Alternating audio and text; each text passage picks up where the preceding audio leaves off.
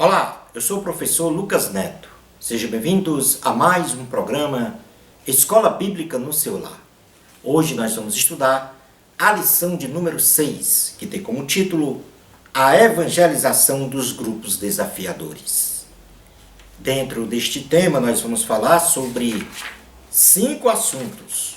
O primeiro deles será Jesus anuncia o Evangelho da Inclusão. Em segundo lugar, o Evangelho às prostitutas. Em terceiro lugar, o Evangelho aos homossexuais. Em quarto lugar, o Evangelho aos criminosos. Em quinto lugar, o Evangelho aos viciados. Vamos então dar início à nossa aula de hoje. A Santa Bíblia, em seus escritos, demonstra de forma clara e incisiva que o Evangelho de Cristo é inclusivo, ao contrário do que alguns segmentos da sociedade apregoam como exclusivista. Logo, como cristãos, nós devemos balizar a nossa relação com a sociedade com um olhar de incluí-la no corpo de Cristo, totalmente transformada segundo os valores e preceitos divinos. A Igreja do Senhor Jesus tem a obrigação de tirar as pessoas do mundo, quanto aos seus valores e modo de viver, e incorporá-las ao corpo de Cristo, totalmente regeneradas, para a santificação em Cristo Jesus. A Bíblia registra em suas belas páginas histórias de salvação, onde a palavra de Deus é pregada e ensinada a pessoas ou grupo de pessoas, e estas se salvam dos males e corrupção que há no mundo, tipificando o caráter inclusivo e sem acepção de pessoas do Evangelho de Cristo. Dentre estas histórias, nós podemos citar, por exemplo, a ressurreição da filha de Jairo, apesar dos discípulos desencorajá-la a obter a bênção e a salvação. E isso nós podemos ler no Evangelho de Jesus, segundo escreveu Lucas, o evangelista Lucas, em seu capítulo de número 8, versículos 49 a 56. Os fatos que nós vamos ler daqui para frente é que alguns discípulos de Jesus queriam excluir as pessoas das bênçãos de Deus, mas o Senhor Jesus sempre fazia intervenção, incluindo estas pessoas. Lucas capítulo 8, versículos 49 a 56, diz assim: Falava ele ainda quando veio uma pessoa da casa do chefe da sinagoga, dizendo: Tua filha já está morta, não incomodes mais o mestre. Ou seja, querendo excluir o tal homem. Mas Jesus, ouvindo isto, lhe disse: Não temas, crê somente e ela será salva. Tendo chegado a casa, ninguém permitiu que entrasse com ele, senão Pedro, João e Tiago, e bem assim o pai e a mãe da menina. E todos choravam e a pranteavam, mas ele disse: Não choreis, ela não está morta, mas dorme. E riam-se dele porque sabiam que ela estava morta. Entretanto, ele, tomando-a pela mão, disse-lhe em voz alta: Menina, levanta-te. Voltou-lhe o espírito. Ela imediatamente se levantou e ele mandou que lhe dessem de comer. Seus pais ficaram maravilhados, mas ele lhes advertiu que a ninguém contasse o que havia acontecido. Outro fato foi sobre a cura de um jovem possesso, que os discípulos não conseguiram salvá-lo. Lucas capítulo 9, versículo 37 a 43 diz: No dia seguinte, ao descerem eles do monte, veio ao encontro de Jesus grande multidão, e eis que dentre a multidão surgiu um homem dizendo em alta voz: Mestre, suplico-te que vejas meu filho, porque é o único. Um espírito se apodera dele, e de repente o menino grita, e o espírito o atira por terra, convulsionam até espumar, e dificilmente o deixa depois de o ter quebrantado. Roguei aos teus discípulos que o expelisse, mas eles não puderam. Respondeu Jesus: Ó geração incrédula e perversa, até quando estarei convosco e vos sofrerei? Traze o teu filho. Quando se ia aproximando, o demônio o atirou no chão e o convulsionou. Mas Jesus repreendeu o espírito imundo, curou o menino e o entregou a seu pai. E todos ficaram maravilhados ante a majestade de Deus. Em terceiro lugar, Jesus ensina a tolerância e a caridade para com o homem que os discípulos queriam excluí-lo. Lucas capítulo 9, versículos 49 a 50 diz: Falou João e disse: Mestre, vimos certo homem que em teu nome expelia demônios, e lhe proibimos, porque não segue conosco. Mas Jesus lhe disse: Não proibais, pois quem não é contra vós, outros é por vós. Em quarto lugar, a cura de um hidrópico no sábado, que os fariseus reprovavam curar no dia de sábado. Lucas, capítulo 14, versículos 1 ao 6, diz assim a palavra do Senhor. Aconteceu que, ao entrar ele num sábado na casa de um dos principais fariseus, para comer pão, eis que o estavam observando. Ora, diante dele se achava um homem hidrópico. Então Jesus, dirigindo-se aos intérpretes da lei e aos fariseus, perguntou-lhes: É ou não é lícito curar no sábado? Eles, porém, nada disseram. E tomando-o, o curou e o despediu. A seguir lhes perguntou: Qual de vós, se o filho ou boi cair num poço, não tirará logo mesmo em dia de sábado? A isto nada puderam responder. Portanto, até agora, que nós estamos observando é que pessoas ao redor de Jesus queriam impedir que outras pessoas se achegassem a ele para obter a bênção, para obterem a salvação, fazendo um exclusivismo de Jesus somente para eles. Mas Jesus sempre dava, ou seja, abria a porta para que todos estes necessitados chegassem a Cristo. Como uma quinta história, nesse sentido, Jesus recebe pecadores, fato reprovado pelos fariseus e escribas. Isso está em Lucas, capítulo de número 15, versículos 1 ao 7, que diz assim: Aproximavam-se de Jesus todos os publicanos e pecadores para o ouvir, e murmuravam os fariseus e os escribas, dizendo: Este recebe pecadores e come com eles.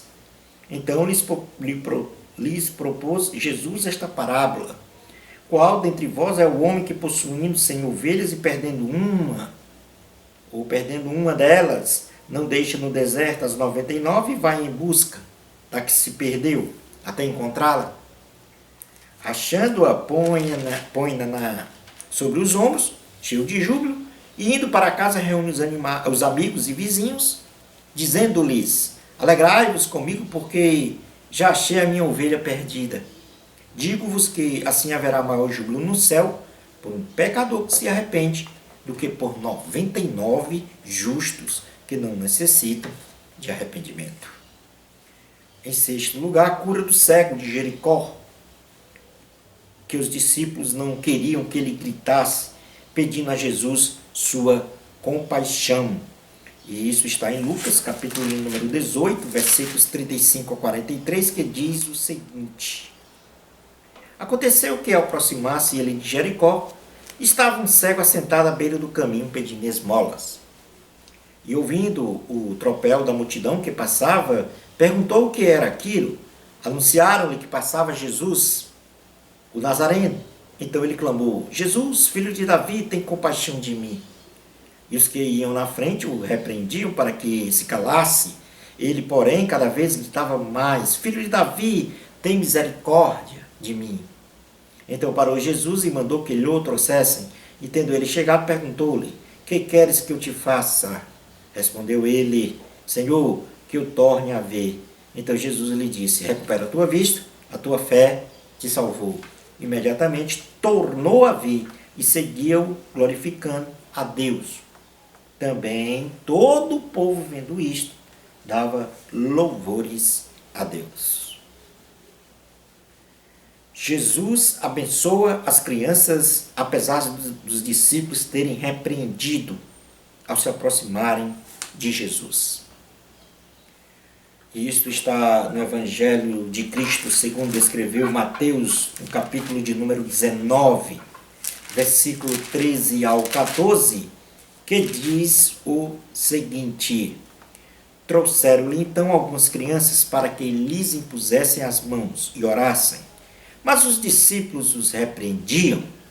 Jesus, porém, disse: Deixai os pequeninos, não os embaraceis de vir a mim, melhor dizendo, porque dos tais é o reino dos céus. E tendo-lhes imposto as mãos, retirou-se dali.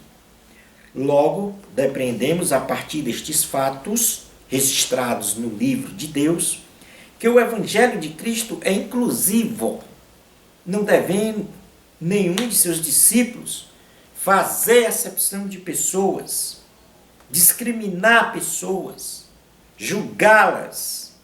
Ao contrário, nós devemos respeitá-las e tratá-las em profundidade com o amor de Deus. E isto está escrito em Mateus, capítulo de número 9, versículos 10 ao 13, ou melhor, versículo 13 ao 14, Mateus, repetindo, Mateus capítulo 9, versículos 10 ao 13. Mateus capítulo 9, versículos 10 ao 13. Diz assim a palavra do Senhor: E sucedeu que, estando ele em casa à mesa, muitos publicanos e pecadores vieram e tomaram lugares com Jesus e seus discípulos. Ora, vendo isto, os fariseus perguntavam aos discípulos: Por que come o vosso mestre com os publicanos e pecadores? Mas Jesus, ouvindo, disse: Os sãos não precisam de médico, e sim os doentes. Ide, porém, e aprendei o que significa misericórdia quero e não holocaustos, pois não vim chamar justos, e sim pecadores ao arrependimento. Aí mostra que Jesus está aberto a todo aquele que buscar ajuda, que buscar o seu nome, que buscar a salvação, a cura, a resolução das suas aflições, das suas angústias. Se estás cansado e oprimido, vá para Jesus e ele tem a solução. No item 2 da lição fala sobre o evangelho direcionado às prostitutas. A prostituição é a mais relevante destruição da dignidade humana, pois corpo, prazeres carnais são trocados por dinheiro, onde o ser humano passa a ser objeto descartável. A sociedade prostituída no campo sexual desestabiliza a família, cria relações promíscuas, traições, quebra de confiança, adultérios, homicídios e outros males sociais de consequências danosas imensuráveis. Não há como convivermos com a prática da prostituição, que é condenada pelo Senhor em todos os aspectos em sua palavra. Jesus condena o pecado da prostituição, mas ama e perdoa o pecador arrependido. No Evangelho de Jesus, segundo escreveu Lucas, capítulo de número 7, versículos 36 a 50. Vejamos aqui esta relação entre Jesus e uma mulher acusada de prostituição. Diz assim a palavra do Senhor: Convidou um dos fariseus para que fosse jantar com ele. Jesus, entrando na casa do fariseu, tomou lugar à mesa, e eis que uma mulher da cidade, pecadora, sabendo que ele estava à mesa na casa do fariseu, levou um vaso de alabastro com unguento, e estando por detrás aos seus pés, chorando, regava-os com suas lágrimas e os enxugava com os próprios cabelos, e beijava-lhes os pés e os ungia com unguento. Ao ver isto, o fariseu que o convidara disse consigo mesmo: Se este fora profeta, bem saberia qual é a mulher que lhe tocou, porque é pecadora. Dirigiu-se Jesus ao fariseu e lhe disse: Simão, uma coisa eu tenho a dizer-te. Ele respondeu: Dize-a, mestre. Certo credor tinha 2 devedores, um lhe devia 500 denários e o outro 50. Não tendo nenhum dos dois com que pagar, perdoou-lhes a ambos. Qual deles, portanto, o amará mais? Respondeu-lhe Simão: suponho que aquele a quem mais perdoou. Replicou-lhe: julgaste bem. E voltando-se para a mulher, disse a Simão: vê esta mulher? Entrei em tua casa e não me deste água para os pés. Esta, porém, regou os meus pés com lágrimas e os enxugou com os seus cabelos. Não me deste ósculo. Ela, entretanto, desde que entrei, não cessa de me beijar os pés. Não me ungiste a cabeça com óleo, mas esta com bálsamo ungiu os meus pés. Por isso te digo, perdoados lhe são os seus muitos pecados. Porque ela muito amou, mas aquele a quem pouco se perdoa, pouco ama. Então disse a mulher: perdoados são os teus pecados. Os que estavam com ele à mesa começaram a dizer entre si: quem é este que até perdoa pecados? Mas Jesus disse à mulher: a tua fé te salvou, vai-te em paz. O Evangelho aos homossexuais. Na concepção da ideologia de gênero, o corpo de uma pessoa é visto como um elemento de opressão que promove um determinismo biológico, ou seja, uma identidade biológica masculina ou feminina, que não lhe deixa opções sexuais e retira da pessoa o desejo de escolher sua orientação sexual. A ideologia de gênero faz a vontade da pessoa prevalecer, autodeterminação, ultrapassando os limites impostos pela identidade biológica, através de sua livre opção sexual, independente de possuir um estereótipo masculino ou feminino. A pessoa é supostamente livre para escolher o tipo de relação sexual que deseja ter em sua vida social e cultural, ferindo frontalmente a concepção de que o ato sexual deve ser realizado somente entre marido, homem, e esposa, mulher, após o casamento, sendo o ato sexual entre um homem e uma mulher casados a consolidação do verdadeiro amor. Qualquer relação sexual entre pessoas fora deste modelo, registrado na Santa Bíblia, é pecado e abominável diante do Senhor. E, portanto, devemos ensinar qual é a perfeita vontade de Deus nesta área sexual para todos os seres humanos. E na carta aos Romanos, capítulo de número 1, versículos 18 ao 32, diz assim a palavra do Senhor: a ira de Deus se revela do céu contra toda impiedade e perversão dos homens, que detém a verdade pela injustiça, porquanto o que de Deus se pode conhecer manifesto entre eles, porque Deus lhes manifestou. Porque os atributos invisíveis de Deus, assim o seu eterno poder, como também a sua própria divindade, claramente se reconhecem, desde o princípio do mundo, sendo percebidos por meio das coisas que foram criadas. Tais homens são por isso indesculpáveis, porquanto, tendo conhecimento de Deus, não glorificaram como Deus, nem lhe deram graças, antes se tornaram nulos em seus próprios raciocínios, obscurecendo-se-lhes o coração insensato, e culcando-se por sábios, tornaram-se loucos e mudaram a glória de Deus, incorruptível, em semelhança da imagem de homem corruptível, bem como de aves, quadrúpedes e répteis. Por isso Deus entregou tais homens à imundícia pelas concupiscências de seu próprio coração para desonrar o seu corpo entre si. Pois eles mudaram a verdade de Deus em mentira, adorando e servindo a criatura em lugar do Criador, o qual é bendito eternamente. Amém. Por causa disso os entregou Deus às paixões infames, porque até as mulheres mudaram o modo natural de suas relações íntimas. Por outro contrário à natureza, semelhantemente os homens também, deixando o contato natural da mulher, se inflamaram mutuamente em sua sensualidade, cometendo torpeza, homens com homens, e recebendo em si mesmos a merecida punição do seu erro.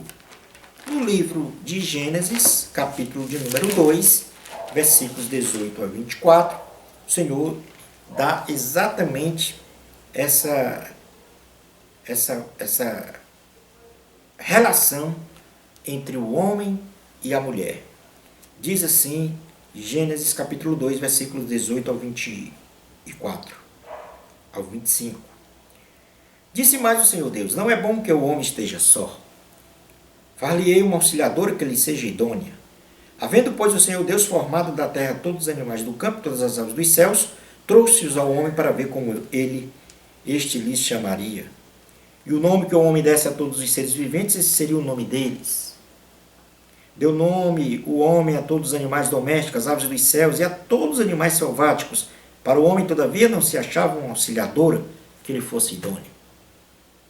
Então o Senhor Deus fez cair pesado sono sobre o homem, e este adormeceu, tomou uma das suas costelas e fechou o lugar com carne. E a costela que o Senhor Deus tomara ao homem, transformou-a numa mulher e lhe trouxe, disse o homem: esta afinal é osso dos meus ossos e carne da minha carne, chama-se-á varoa, porquanto do varão foi tomado. Por isso, deixa o homem pai e mãe e se une à sua mulher, tornando-se os dois uma só carne. Ora, um e outro, o homem e sua mulher, estavam nus e não se envergonhavam. O Evangelho, item número 4 da lição, trata do Evangelho aos criminosos. As relações sociais, embora sejam muito complexas, pois são resultados de muitos fatores emocionais, biológicos, sociológicos e até políticos, se não forem devidamente cuidadas pelas autoridades competentes, desembocam numa delinquência generalizada. Vivemos neste momento, em todos os lugares do nosso país, com uma delinquência desenfreada, sem quaisquer perspectivas de solução, abrandamento ou minimização. E, pelo contrário, observamos uma tendência cada vez mais de agravamento. Sistemas judiciais desestruturados que não atendem imediatamente aos anseios do povo pela justiça, promovendo direta ou indiretamente a cessação de prevalência da violência. No livro de Eclesiastes, em seu capítulo de número 8, versículo 11, diz assim a palavra do Senhor. Eclesiastes, capítulo de número 8, versículo 11, diz assim: visto como se não executa logo a sentença sobre a má obra, o coração dos filhos dos homens está inteiramente disposto a praticar o mal. Deus examina tanto o justo como o iníquo e abomina aquele que ama a violência. É no coração do homem que nasce toda sorte de pecado e é no coração dele, transformado por Cristo, que o desejo delinquente é aniquilado. O Evangelho de Cristo deve ser pregado a estes que estão aprisionados, pagando o mal que fizeram à sociedade, de modo que, quando receberem o alvará de soltura da prisão, sejam reintegrados à sociedade como um novo homem, obediente à vontade do Senhor Jesus Cristo. É importante frisar que os familiares e as pessoas vivas que foram vítimas do mal feito dos que estão na prisão sejam também assistidas para a cura da alma atingida pela dor do sofrimento, da perda de um ente querido, de um trauma psicológico, etc. Esta é uma missão importante da Igreja. Item número 5, o Evangelho aos viciados. O uso de drogas e psicotrópicos não estabelecidos por tratamentos médicos se consubstanciam em nossos dias como o maior e mais complexo problema de ordem social. Muitas famílias são destruídas, tanto pais como filhos são alijados do convívio normal em sociedade, perdem famílias, bens materiais, enfim, perdem tudo e ficam como itinerantes nos grandes centros urbanos, depreciados e marginalizados pela sociedade. Os dependentes de drogas vivem como subhumanos, sem qualquer perspectiva de vida digna. O uso de drogas, sejam lícitas ou ilícitas, que promovem uma dependência química, um vício próprio pela vontade de consumo do homem, tem a absoluta reprovação do Senhor Jesus, a Bíblia Sagrada, que é a palavra de Deus, proclama exacerbadamente que as drogas tiram o entendimento de um ser social e humano, provocando diversificados pecados condenados pelo Senhor. Provérbios capítulo 20, versículo 1, diz assim a palavra do Senhor: o vinho é escarnecedor e a bebida forte alvoroçadora. Todo aquele que por eles é vencido não é sábio. Provérbios 23, versículos 29 a 35 diz assim: para quem são os ais? Para quem os pesares? Para quem as rixas? Para quem as queixas? Para quem as feridas sem causa? E para quem os olhos vermelhos?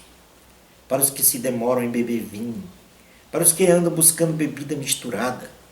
Não olhes para o vinho quando se mostra vermelho, quando resplandece no copo e se escoa suavemente, pois ao cabo morderá como a cobra e picará como o basilisco.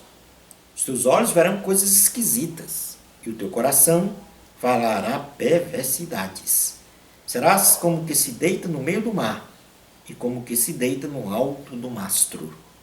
E dirás: espancaram-me e não me doeu, bateram-me e não senti. Quando despertarei, então tornarei a beber.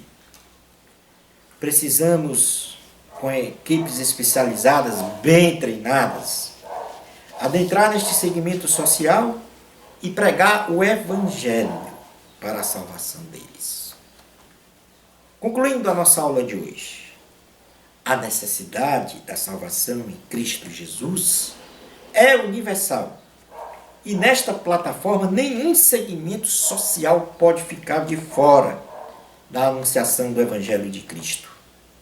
E é papel da igreja, através de toda a sua membresia, estabelecer estratégias e metodologias de alcançar todas as pessoas para a salvação e vida eterna.